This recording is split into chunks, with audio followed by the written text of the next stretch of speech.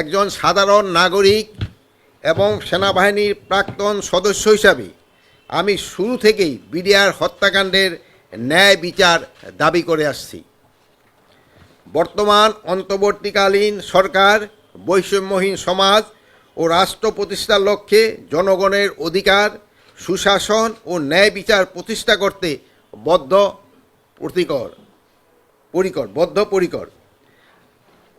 আমি এখন সকলের অবগতির জন্য ঘোষণা করছি, বিডিআর হত্যাকাণ্ডের ন্যায় বিচার নিশ্চিতকরণের জন্য আগামী 5 কার্য দিবসের মধ্যেই একটি তদন্ত কমিটি গঠন করা হবে।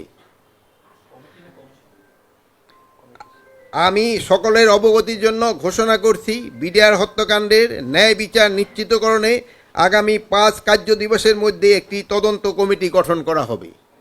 অথবা আপনি যেটা বলছেন হয়তো হইতে পারে।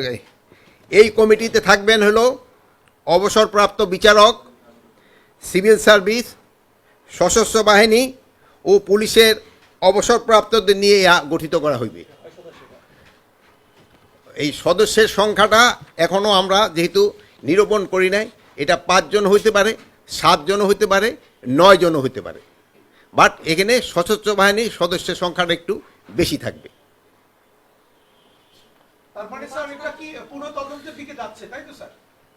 পুনঃ তদন্তের আদেশটা দিতে পারে হলো আদালত, আর আমরা হলো একটা ফ্রেশ ইনকোয়ারি কমিটি আমরা গঠন করতেছি।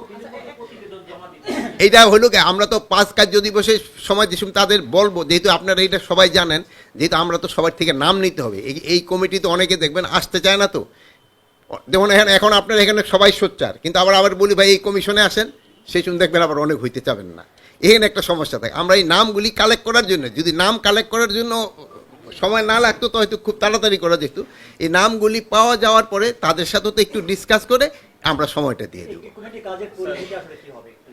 কাজের পরিধি তো আমরা বসে তো নির্ধারণ করব কাজের পরিধিটা কি হবে। এখানে সবাই থাকবে, যে থাকবে সিনিয়র মোস্ট তার নেতৃত্বেই হবে। এখন আমরা এখানে বসার পরে যদি মনে করা হয় যে তদন্ত কমিটি না কমিশন করতে হবে, আমরা ওইটাই করব। খুব একটা আমার মনে খুব একটা বড় বেশি ধরনের মনে একটা ডিফারেন্স নাই। না, আইন কন্ট্রোলারের সাথে কোনো বিভ্রান্ত নাই। আমরা এই যে বসার সময় আমরা আইন উপদেষ্টার সাথেও বসে এবং তাদের আবার মতামত দরকার হলে আবার নিই।